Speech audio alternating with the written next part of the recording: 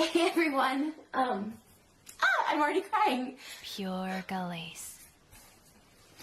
I'm gonna try and do. Hello, welcome and good evening to my second video on this channel.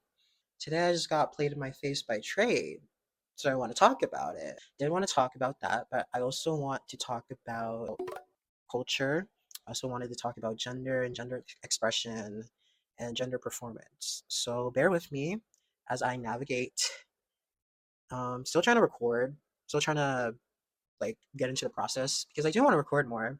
So I hope you bear with me.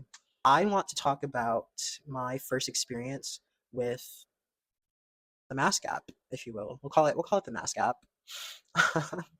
So when I first started using this app, I was still in high school, senior year, not shit else to do. Like I was bored and I was still a virgin, and I wanted to experience the thrills of sex for the first time. So that was my first time downloading the app. And at first, I was young, I was naive, and I would just go on there and look up. I would, ooh, sorry mom, sorry dad, but I would, sneak out. And those are the early days of just like sneaking out and seeing random men I met online. I've turned out fine, but my first experience, it wasn't so great, and that left me emotionally, physically scarred. And so that wasn't a great time. Um, thank God I wasn't like kidnapped or anything. Because that first time, oh shit, we literally, I don't want to get too into it, but we literally met in a hotel room. And that shit was sketchy as hell. And now, luckily, I have better standards. I have my own place now, so there is no more of that.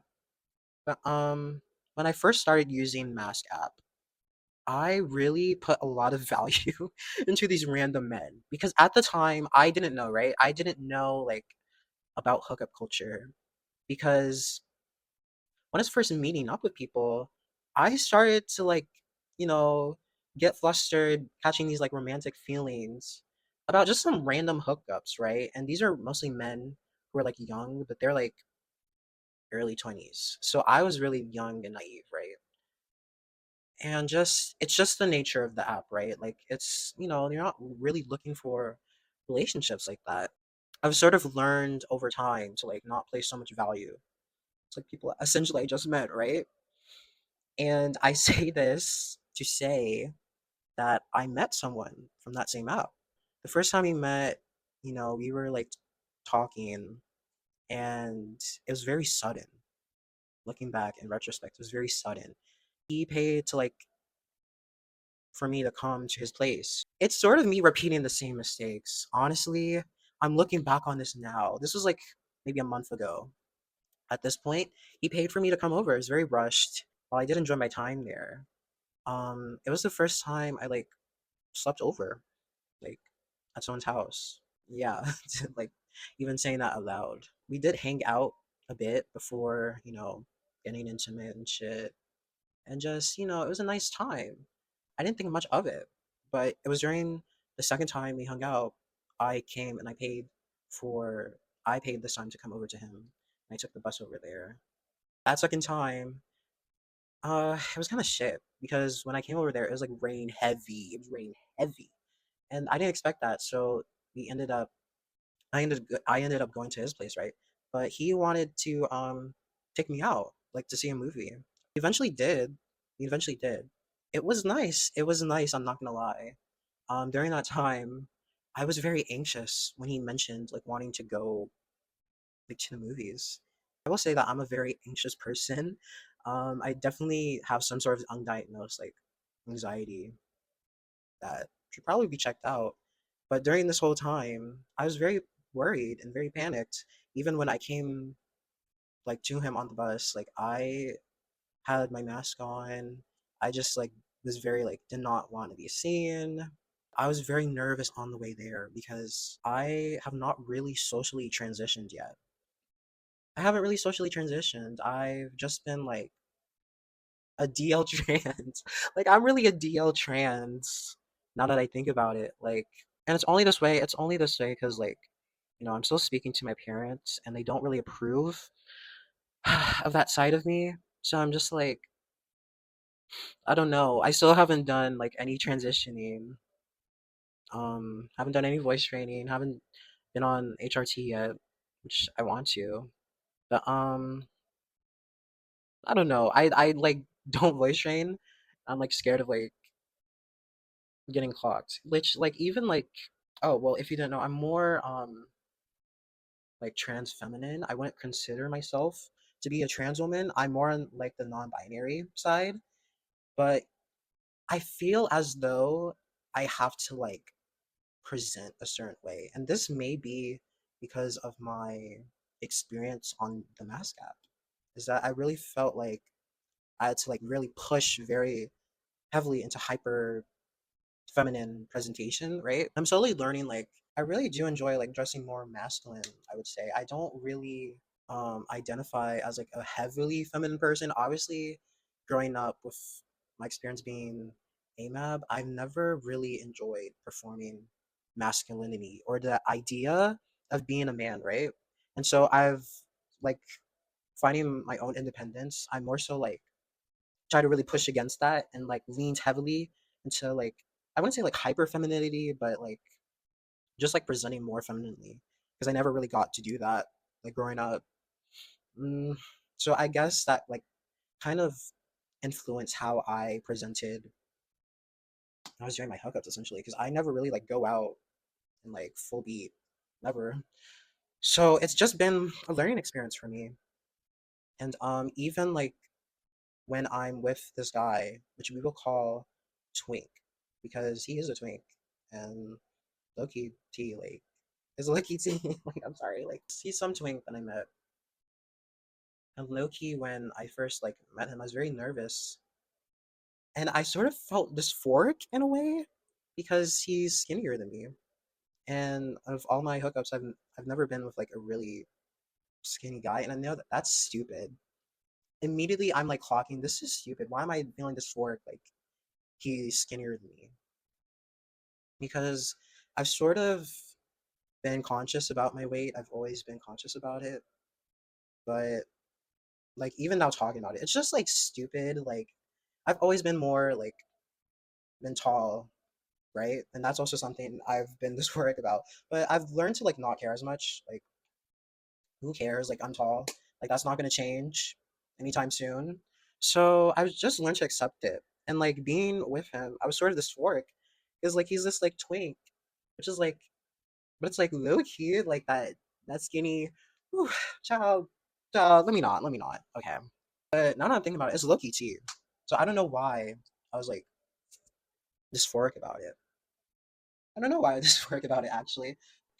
Feeling like big and like more masculine, but I'm like I I'm deconstructing that already, like as we speak, because I don't feel the need to be like all small and like dainty. That's just not me, and that's I just feel like that's a result of like the patriarchal and low key pedophilic society that we live in. Because like, why is feminine? Why do feminine people have to like belittle themselves and have to make themselves small? Like I don't like that shit. Like I'll eat however I want. But I mean, yeah, like I don't care. Like I will eat. I don't care. Like I'm an eater. Oh, I'm an eater. Okay, I'm an eater. Yeah. Oh, let me okay, let me go back to topic. When we were getting, intimate, I sort of felt dysphoric, but I quickly got over that. Let's just say that. After that, we sort of just chilled. We sort of just chilled and listened to music. And we talked for a bit. And that was the first time I like actually like got to know who I was hooking up with and the first time I like hung out with someone. I wouldn't really call it a date because the movies it's not really a date if you're just like paying attention to the movie. The movie is also low key bad, but it didn't matter. Like I was spending time with him, and it felt good to spend time with him.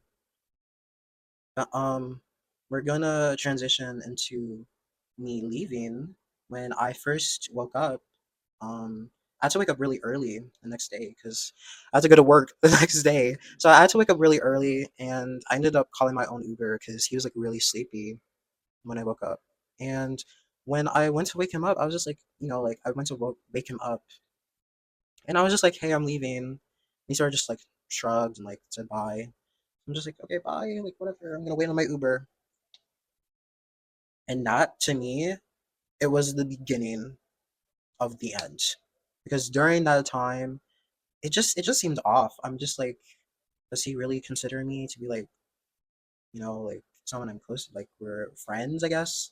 And when I returned home, I mean, he didn't even text me back when I said I'm home.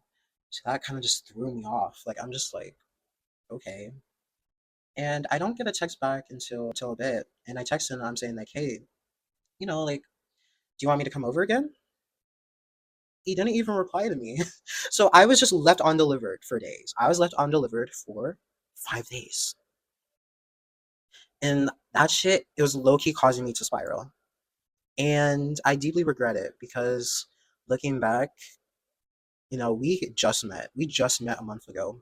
So I definitely don't want to rush things, but it's more so like, and I don't want to put like these romantic feelings if he's not going to reciprocate, because I've done that before and it didn't end up well. And so during those 5 days, I was low key spiraling. I was like, oh, he doesn't want to text me anymore. Oh no. And I don't know. I guess he was busy and shit. But before then, he had asked me for money. And, just me, I'm a very like giving person. I'm willing to help out, someone who's in need. So I'm like, sure, like, why not? And I low-key forgot about it until he texted me back when I asked to hang out. He didn't even reply to me. He didn't even reply to that. He just ended up texting me and saying, hey, can I, can you lend me more money? Mind you, he still owed me. He still owed me from before. So I'm like, I low-key have to stand my ground because I'm not about to be fucking treated as like a fucking ATM. And I'm like, no. I'm like, no, you still owe me. You still owe me this money from when I paid you. And he apologized. He's like, oh, I forgot. I'm sorry. I'll pay you back. He still asked me for it though. I'm like, no, because no, I'm not a fucking ATM. You can fucking wait. He asked me for $10. That shit was trifling. And Loki pissed me off because it's just like, you didn't even reply to me and you're asking me for money? He didn't text me again until he paid me back. But he did ask me if I wanted to hang out. He could have asked me that and I would have came the weekend of, but time's already passed. So that shit was kind of pissing me off, but what can you do? I thank him for paying me back and I say, yeah, what time or what day do you want me to come over? He hasn't texted me back yet. I did text him today. So hopefully I do get a response, but that shit was kind of irking me. As I was saying, I do kind of tend to like fall easily. I just hope it does end up well. I do like him. I'm just wondering on that. He has mentioned like, oh, he's busy. He's broke right now, and I'm also broke. So I'm just hoping he's not playing me. He did end up paying me back, so all's well, I guess. Okay, enough about twink trade. Slowly realizing that maybe I'm not that good of a person. I do expect things that I don't even give because as I was thinking about, like what he was doing when he didn't text me, I'm like, oh, like, is he seeing someone else? Like, am I just like this hookup to him? But I've low-key already hooked up with someone else in that time frame. I'm just saying this to say like that was when I like thought it was over. And so that kind of justified doing meeting this other twink.